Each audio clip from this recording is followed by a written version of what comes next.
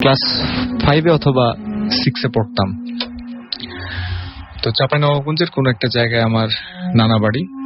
আমি সেখানে আম্মার সাথে পরীক্ষার শেষে আম্মার সাথে সেখানে আমি গেছি নানা বাড়িতে। আচ্ছা, আমার খুব ভালো করে মনে আছে, আমি দুপুরবেলা খাওয়া দাওয়া করে, তখন ছিল খুব গরমের সময়, প্রচন্ড কাঠফাটা রোদ এবং মানুষ অস্থির হয়ে যায় যে গরমটায় আর কি, রাস্তায় হাঁটা যায় না, এত রাস্তাঘাটও গরম হয়ে যায় রোদ্রে, প্রখর রোদ। আচ্ছা, সেই রকম একটা সময়।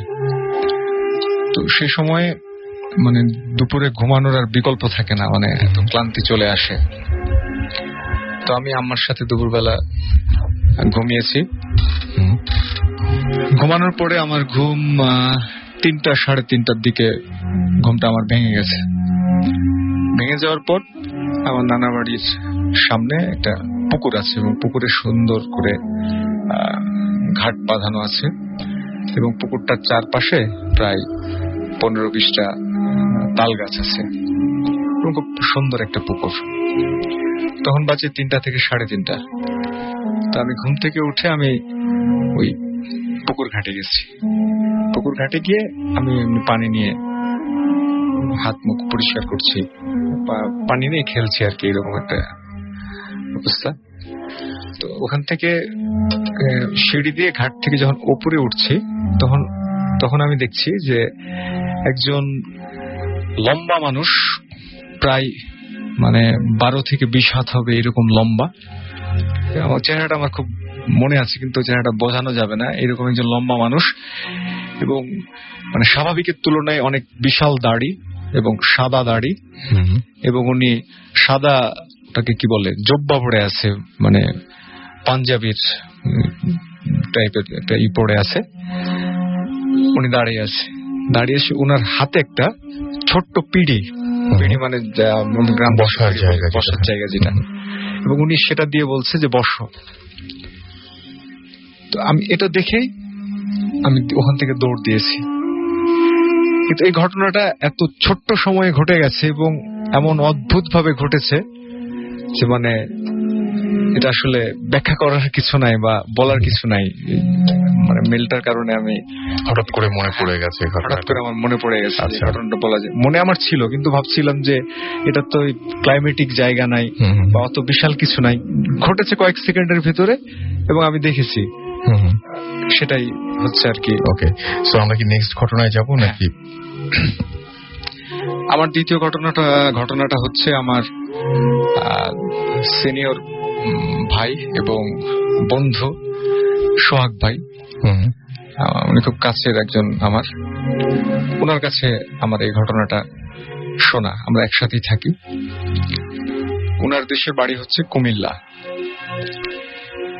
তো ঢাকায় সোহাগ ভাইয়ের বোন থাকে, বোন এবং দুলা ভাই এবং বোনের ছোট্ট মেয়ে। কোন একটা কাজে সোহাগ ভাই এবং তার বাবা এবং মা সহ 3 জন মিলে কুমিল্লা থেকে ঢাকায় আসছে। আজ থেকে প্রায় 3-4 বছর আগে ঘটনা এটা। আচ্ছা, তো সেখান থেকে ঢাকায় আসছে। ঢাকায় এসে রাত প্রায় 12টা বেজে গেছে এবং কোন একটা কারণে সেদিনই তাদের ফিরে যেতে হবে কুমিল্লায়। ওকে। তো বোনের বাসায় যাবতীয় কাজ করে তারা বোনের বাসা থেকে বের হয় তাদের নিজস্ব গাড়ি, প্রাইভেট কার। সে গাড়িতে করে কুমিল্লা যাচ্ছে। সোহাগ ভাই হচ্ছে সামনের সিটে ড্রাইভার এবং সোহাগ ভাই। আচ্ছা। আর পেছনে হচ্ছে বাবা মা। আচ্ছা।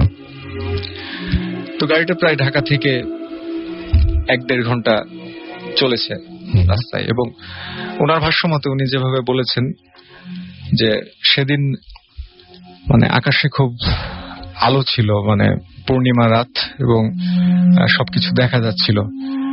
এবং কিছু কিছু রাস্তা আছে আবার যে ওই জায়গাটা আবার খুব অন্ধকার থাকে, কারণ গাছগুলো একটা গাছ আরেকটা গাছের উপর দিক থেকে মিশে যায়, চমৎকার দৃশ্য হয়। তো সেই রকম রাস্তার বর্ণনাটা উনি ওইরকম দিচ্ছিলেন। এবং উনি যেভাবে বলছিলেন যে গাড়িগুলো যখন যাচ্ছে তখন এরকমও হয়েছে যে গাড়ির হেডলাইটের আলোতে শিয়াল কাছে চলে আসছে গাড়ির। শিয়াল কিন্তু আলো দেখলে দূরে চলে যাবে। দূরে চলে যাবে না, শিয়াল কাছে চলে আসে তাই নাকি? গ্রাম দেশে। আচ্ছা। আমাদের এখানে আমরা যখন রাস্তায় মোটরসাইকেল চালাই, শিয়াল হেডলাইটের আলো দেখে গাড়ির কাছে চলে আসতে চাই, এটা শিয়ালের নিয়ম। আচ্ছা আচ্ছা আচ্ছা। ওই রকম গাড়ির কাছে চলে আসছে শিয়ালগুলা। তো এভাবে যেতে যেতে এক সময় রাস্তায় প্রথম যেখানে শুরু হয়, দেখে যে রাস্তায় একটা কুকুর মরে পড়ে আছে এবং কুকুরের দেহটা সম্পূর্ণ ঠিক আছে এবং মাথার উপর দিয়ে গাড়িটা গেছে, অ্যাক্সিডেন্টটা হয়েছে আর কি, মাথাটা পুরা বসকে গেছে। তো সেটা দেখেই তাদের মানে খারাপ লাগাটা শুরু করেছে। তো এটা দেখে তখন সোহাগ ভাইয়ের আব্বা বলছে যে, ড্রাইভারকে বললো যে গ্লাসগুলো লাগাই দাও আর এসিটা অন করো। তো গ্লাসগুলো লাগাই দিয়ে এসি অন করেছে। এসি অন করার পর তারা যাচ্ছে যাচ্ছে যাচ্ছে, যেতে যেতে এক সময় গাড়ির মধ্যে একটা উৎকট গন্ধ, মানে গন্ধটা এতটাই প্রকট হয়ে উঠলো। তারপরে তারা বললো যে গাড়ির গ্লাসগুলো নামাই ফেলো। তো গাড়ির গ্লাস নামিয়ে এসিটা বন্ধ করে দিয়েছে। প্রায় এভাবে 15-20 মিনিট যাওয়ার পর হঠাৎ করে গাড়িটা রাস্তার নিচে নেমে গেল। নিচে নেমে গিয়ে একটা মানে মনে হলো যে ড্রাইভার কিছুকে বাঁচানোর চেষ্টা করলো, মানে হঠাৎ করে গাড়িটা সে মানে টার্ন নিয়েছে এবং গাড়িটা একটা গাছে লাগতে লাগতে গিয়ে ড্রাইভার গাড়িটা কন্ট্রোলে নিয়ে আসলো। মানে একটা বড় দুর্ঘটনা থেকে গাড়িটা বেঁচে গেল এবং তাদেরও কোনো ক্ষতি হয়নি। তারা 3 জন এবং ড্রাইভার সাথে সাথে গাড়ি থেকে নেমেছে। গাড়ি থেকে নেমে প্রথমে দেখলো যে গাড়ির কিছু হয় নাই, তাদের কিছু হয় নাই। তারপরে তারা গাড়ির পেছন দিকে তাকালো এবং সবাই একটা নির্দিষ্ট জায়গায় গেল। কেউ কিন্তু কাউকে কিছু বলছে না।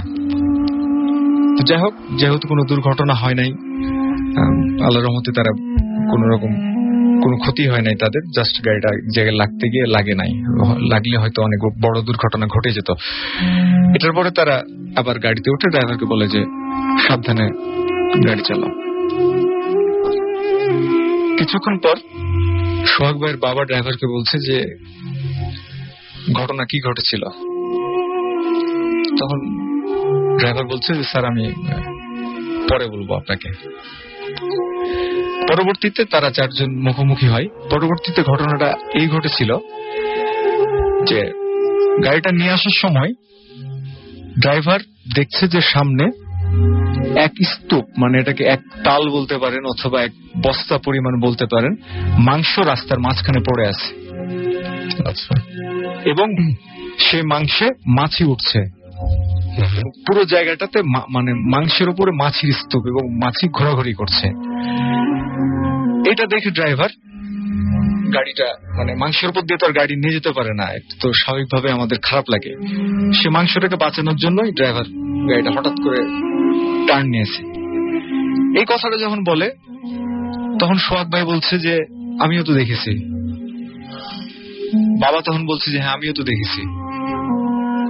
এবং তারা যে ঘটনাটা বলছে যে একটা মাংসের স্তূপ এবং মাছি উঠছে মাংসের উপরে, এবং ওই যে গাড়িটা যখন টার্ন নেওয়ার পর 3 জনই যে একটা জায়গায় গিয়ে ছুটে গেল, ঠিক ওই গাড়িটার পেছনে হয়তো 15-20 হাত দূরে যেখানে তারা মাংসের স্তূপটা দেখেছিল, সে মাংসের স্তূপের ওখানে তারা 3 জনই গেছে।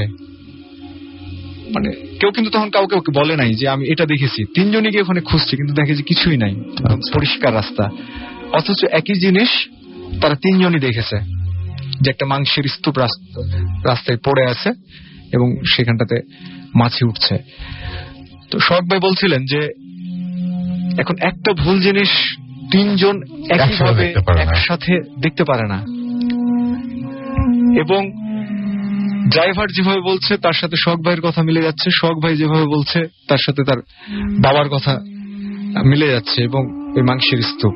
কিন্তু সেখানে গিয়ে তারা দেখে যে কিছুই নাই।